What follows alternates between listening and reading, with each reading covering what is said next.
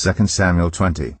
Now a troublemaker named Sheba, son of Bichri, a Benjamite, happened to be there. He sounded the trumpet and shouted, "We have no share in David, no part in Jesse's son. Every man to his tent, Israel." So all the men of Israel deserted David to follow Sheba, son of Bichri. But the men of Judah stayed by their king all the way from the Jordan to Jerusalem. When David returned to his palace in Jerusalem, he took the 10 concubines he had left to take care of the palace and put them in a house under guard. He provided for them, but had no sexual relations with them. They were kept in confinement till the day of their death, living as widows. Then the king said to Amasa, "Summon the men of Judah to come to me within 3 days, and be here yourself." But when Amasa went to summon Judah, he took longer than the time the king had set for him. David said to Abishai, "Now Sheba, son of Bichri, will do us more harm than Absalom did.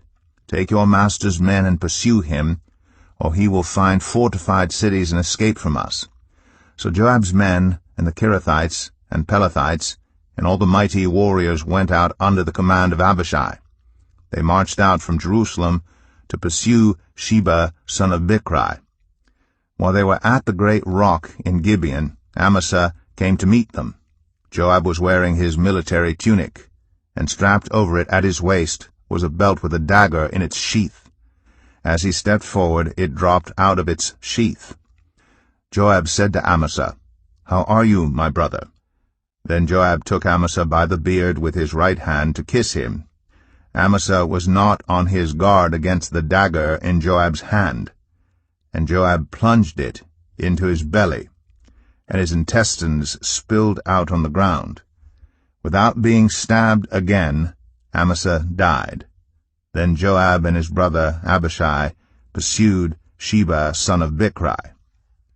One of Joab's men stood beside Amasa and said, "Whoever favors Joab and whoever is for David, let him follow Joab." Amasa lay wallowing in his blood in the middle of the road, and the man saw that all the troops came to a halt there. When he realized that everyone who came up to Amasa stopped, he dragged him from the road into a field and threw a garment over him. After Amasa had been removed from the road, everyone went on with Joab to pursue Sheba, son of Bichri.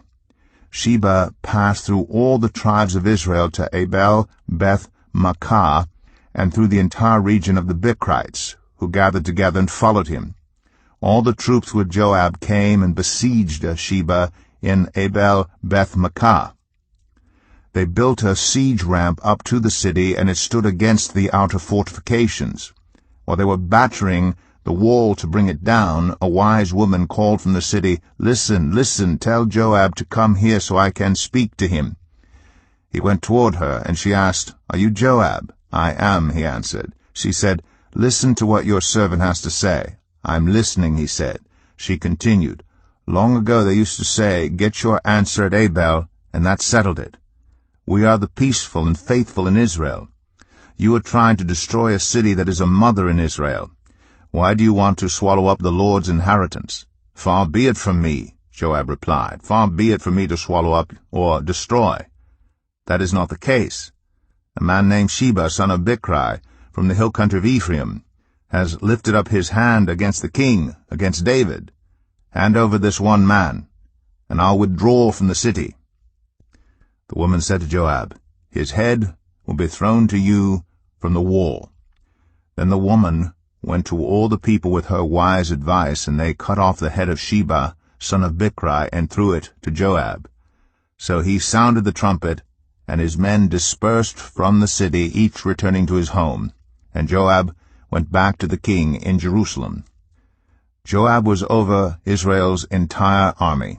Benaiah, son of Jehoiada, was over the Kerethites and Pelethites. Adoniram was in charge of forced labor. Jehoshaphat, son of Ahilud, was recorder. Sheba was secretary.